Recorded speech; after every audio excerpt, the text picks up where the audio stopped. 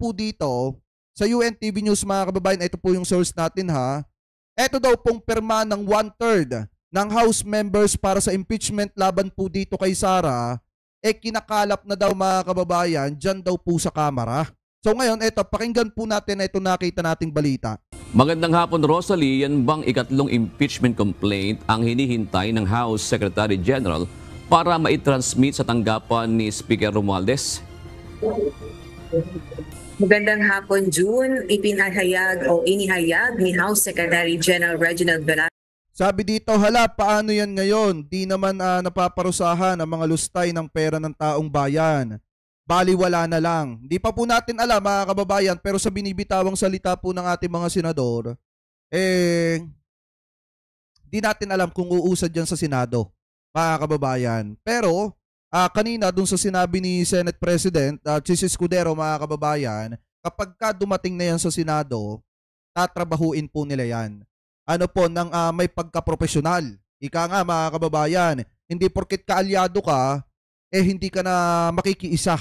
Ibig sabihin nun mga kababayan, gagampanan nyo yung trabaho nitong mga senador na ito, gagampanan nila yung trabaho nila bilang senador.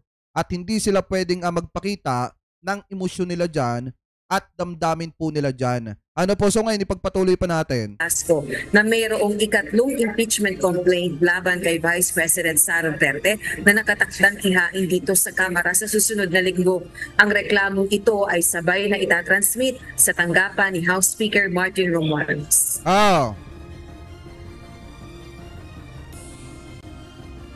Inihayag ng House Secretary General na may mga kongresistang kumausap sa kanya upang sabihin kinukonsidera rin ng mga itong maghain o mag-endorso ng impeachment complaint laban kay VP Duterte.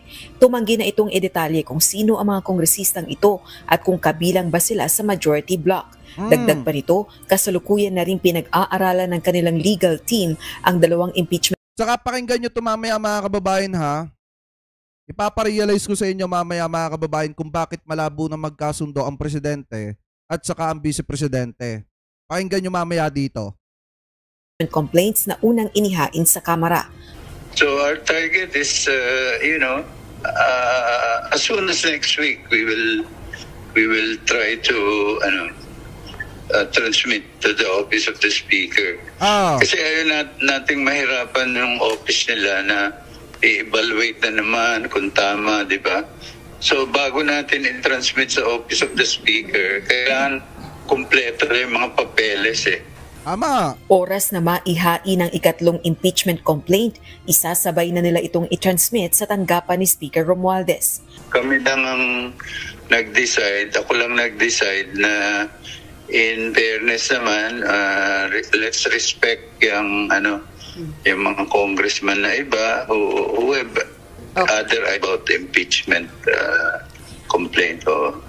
So, ayun, maghintay lang tayo next week kung itutuloy.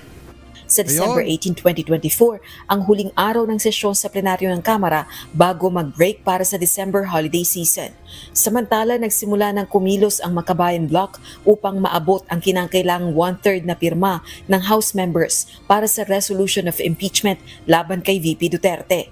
Araw ng Miyerkules, December 3, So ibig sabihin, itong Makabayan Bloc mga kababayan, nangangalap na sila ng pirma. Kasi kailangan nila maka 1/3 dito para dito mga kababayan sa impeachment nitong si Sara. So ayon dito kay Franz Castro, nagsisimula na sila na kumuha ng pirma ng mga kasamahan nila na mga congressman. Ano po, so ngayon ipagpatuloy pa natin. I-endorso ng Makabayan Bloc lawmakers ang ikalawang impeachment complaint na ang ground ay betrayal of public trust o pagtataksil sa taong bayan. Dahil ito sa matinding pag-abuso umano sa discretionary powers ng Vice Presidente sa paggastos ng nasa 612 million pesos na halaga ng confidential funds mula 2022 hanggang 2023. Kung ihahain ang isang impeachment complaint ng hindi bababa sa 1/3 ng lahat ng miyembro ng House of Representatives, maaari na itong i-endorso ng diretsyo ng House Plenary sa Senado batay sa saligang batas at sa House Rules kaugnay ng impeachment. Kaugnay naman ng fellowship ng Kasi kailangan talaga dyan mga kababayan maka 1/3. Pag hindi yan naka 1/3 sa Kamara, dun palang laglag na mga kababayan. Pero kung makaka 1/3 yan, sa Kamara ng suporta dito sa impeachment laban kay Sara, mga kababayan, aakyat po yan ng Senado. So doon na lang sa Senado magkakaalaman kung ano ang mangyayari. Kasi nga mga kababayan, ngayon pa lang yung mga senador natin tumututol na dito po sa impeachment laban kay Sara. So anong mangyayari dyan pagdating sa Senado? Yan ang tanong kasi dyan mga kababayan na malaki. Ano po, ngayon ipagpatuloy pa natin. Sa 200 kongresista kay Pangulong Ferdinand Marcos Jr. sa Malacanang, Miyerkules ng gabi December 4, iginiit ni na House Deputy Majority Leader Paulo Ortega at House Secretary General Velasco na walang napag-usapan kaugnay ng impeachment complaints laban kay VP Duterte. Ipresenta sa Pangulo ang isang manifesto ng suporta ng Kamara sa...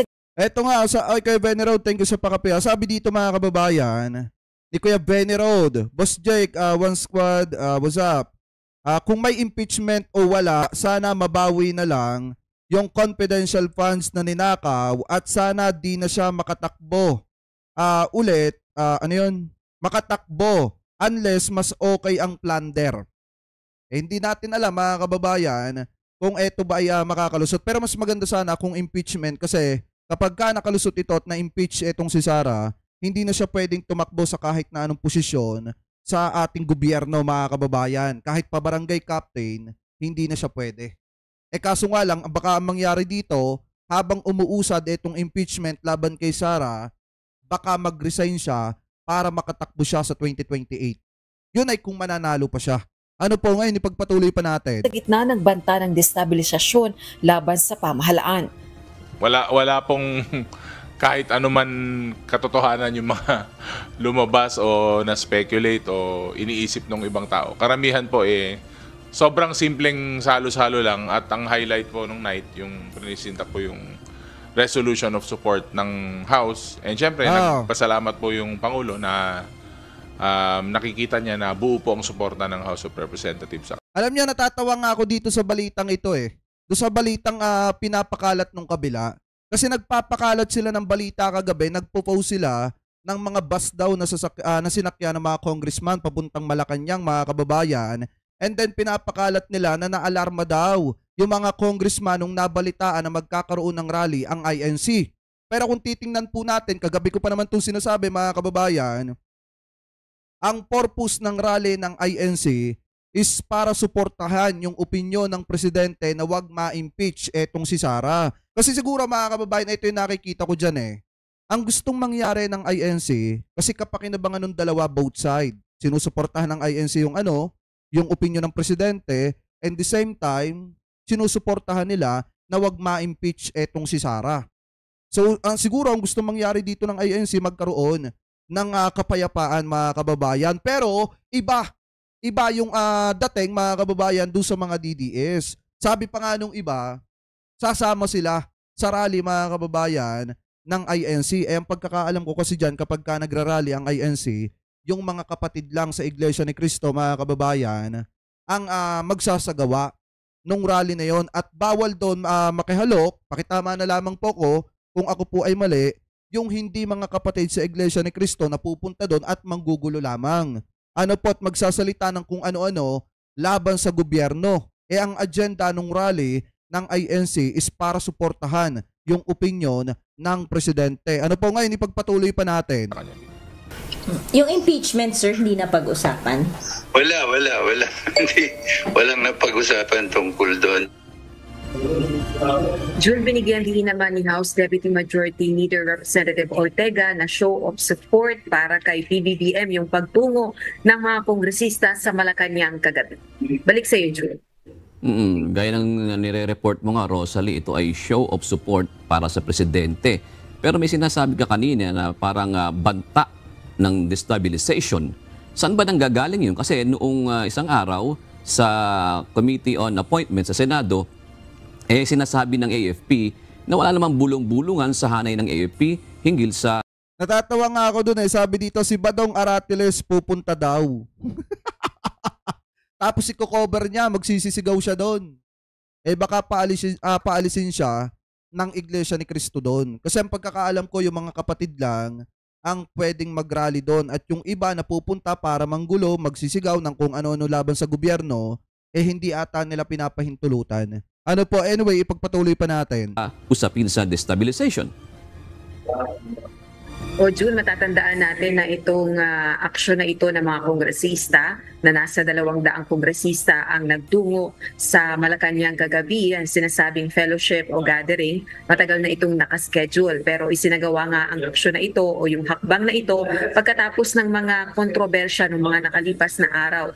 Partikular na yung ginawang pagbabanta o ginawang pahayag ni Vice President Sara Duterte matapos ang mga gulo dito sa House of Representatives. Partikular na yung may kaugnayan doon sa pagkakapataw ng contempt sa mga UVP officials, gayon din sa pagkakabitine ng Chief of Staff ni VP Duterte at nung gulo sa mga kaugnay na mga issue na yan ay may binitawang pahayag si VP Duterte na assassination laban kay President Marcos, kay First Lady Lisa Marcos, gayon din kay House Speaker Martin Romualdez kapag kanya natuloy yung assassination plot laban sa pangalawang Pangulo. So yan, matinding pahayag yan, June, at ginawa ng mga kongresista yung manifesto of support kasunod ng mga pangyayari na yan. At meron din tayo matatandaan na mga ulat na may mga galing sa kampo ng Duterte Cap tungkol dito sa paghingi ng suporta sa kanilang partido o sa kanilang kampo sa gitna nga ng mga nararanasan o sa gitna ng ginagawang investigasyon ng Kamara sa paggastos ng confidential funds ni Vice President Duterte. Wow. June? So hindi ito sa loob ng AFP kundi sinasabi mo ito ay outside ng sandatahang lakas ng Pilipinas, itong banta ng destabilization, Rosalie. Tsaka maliwanag mga kababayan yung pagtitipon kagabi ng mga congressman na nagpunta sa Malacanang, yung pinapakalat ng mga DD-set na sinasabi nila na naalarma nagkaroon ng biglaang meeting dahil magrarally ang INC, wala pong katotohanan yon. Ano po, yung pagpunta ng mga congressman ay pagpapakita ng suporta mga kababayan sa ating presidente. Yun po yung dahilan nun at wala pong pinag-uusapan doon na kahit na ano pa man na ipapa-impeach itong si Sara, ganito, ganyan, walang ganon.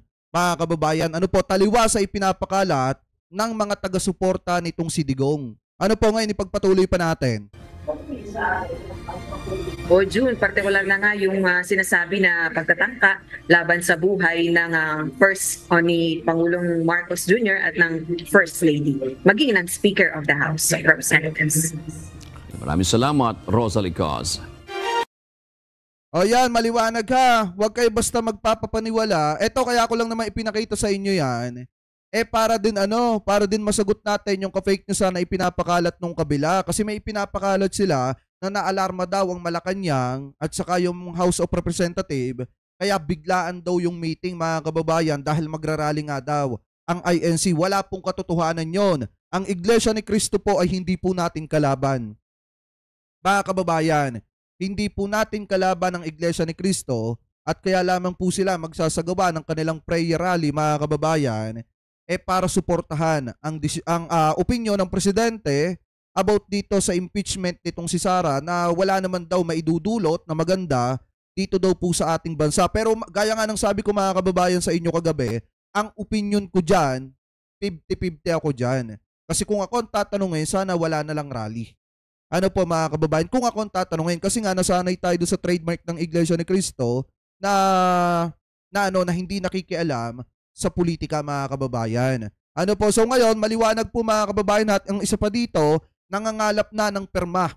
Ano po, nangangalap na ng perma etong sino Franz Castro para mapunan yung kinakailangan nila na 1/3 na suporta ng mga kongresista mga kababayan dyan sa Kamara para magdire-diretso yung impeachment laban po dito kay Sara.